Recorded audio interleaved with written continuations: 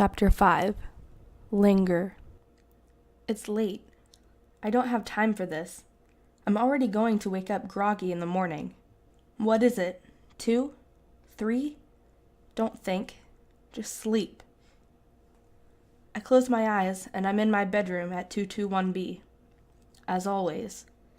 In spite of deliberately rearranging the furniture so the window would be on the opposite side of the room, and in spite of the new sheets, pillows, and pajamas, it still turns into 221B when my eyes are shut. I can almost hear the footsteps of the neighbors next door, Mrs. Turner's dog barking, and you shuffling around downstairs. The transformation is complete. You come in wearing only a sheet. It's the day we end up in Buckingham Palace, but that hasn't started yet. It's all still in stasis, the dark before the trigger, back before the events begin that force time to move forward toward its inevitable end. You, on the pavement, blood on your face, your eyes frozen open. It all stops there. But it's not there yet. It's long before that. It's still dark. It's early. It's a few seconds before you come in and climb into bed with me. I could lie here forever, knowing what's about to happen, waiting for it, waiting for you, and knowing you'll come.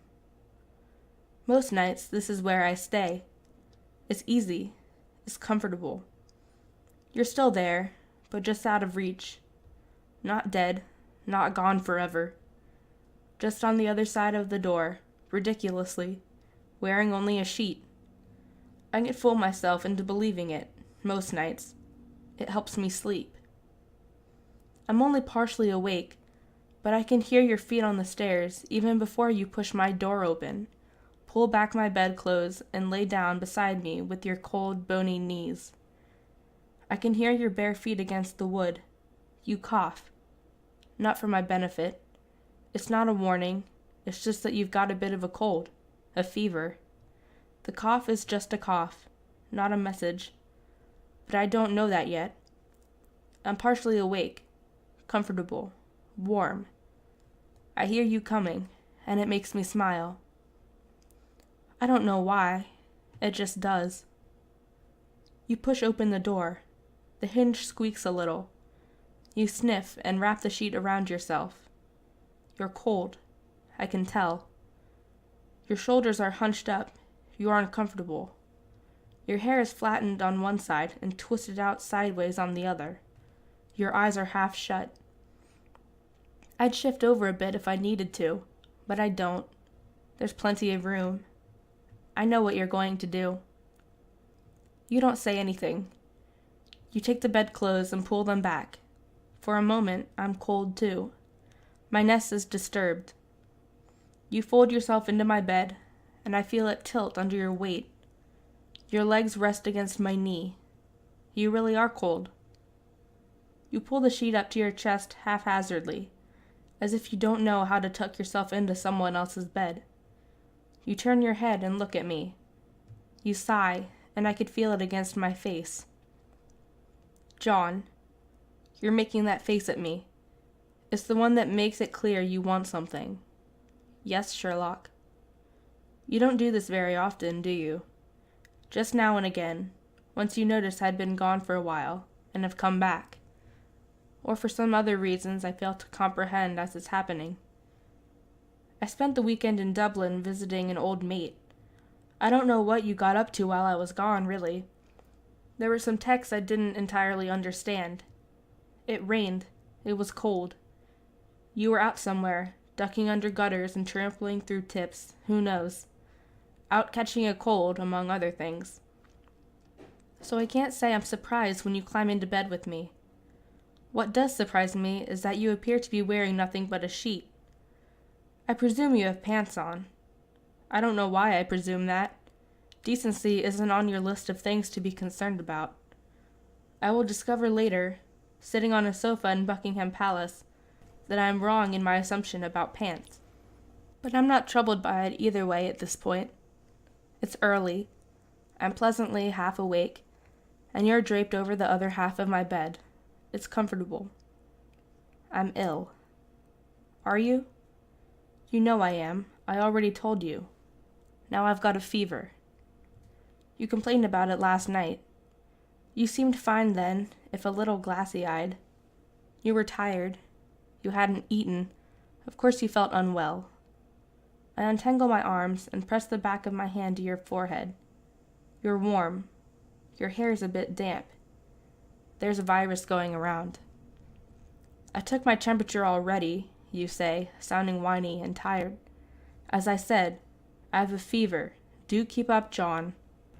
I start to make a list in my head. I've got some paracetamol. I can make tea. I could pick up some orange juice, some soup. Mrs. Hudson probably has something on hand. Make it go away. You should rest, I tell you. It's not the answer you want. You don't have anything on today, do you? I could have, you say. If something interesting cropped up, I'd leave the house for an 8. An 8? Of course. Nothing less than a 7. I have no idea what you're on about. I brush my hand against your cheek. It's usually warm, with a hint of stubble. Unusual. You're fastidious about your shaving. I shift my hand down under your jaw, and you lift your chin up for me. I check your lymph nodes. They're a little swollen. Are you congested? Sore throat? Of course, you say. Your voice sounds rougher than normal. You shiver suddenly, so I pull the bedclothes up over you. Tuck you in properly. It's what I do. I take care of you. You settle in, turn onto your side, tucking your arm up under the pillow. Heal me, John. You shut your eyes. Your shin is pressed against my leg. I can feel you breathing, both on my skin and in the tremor it sends through the mattress. Definitely a fever. I stroke your hair. I'll make you some tea. This isn't fair, you say, rubbing at your eyes. Your bedroom is so much warmer than mine. It's true. It's always a bit warmer in my bedroom than anywhere else in the flat. In the summertime, I prefer to camp in the sitting room when it gets too stuffy. The window is small and sheltered. It doesn't get much of a breeze. But it's cool outside this morning, and you always prefer to sleep with the window open. It's probably freezing in your room. Well, stay here then. And this is when the day really begins. I'm the first trigger. I make the decision to break out of this quiet space. I could stay here, with my hand in your damp hair and your breath on my throat. But sometimes the sweat on your forehead turns into blood in my imagination, and I find myself on the pavement with you in my arms, and I feel the last bit of your life ebb out of you. I can't linger here. It happens too soon that way. So I get up. I put some clothes on while you tell me about the chemical properties of polyester and something about thumbprints.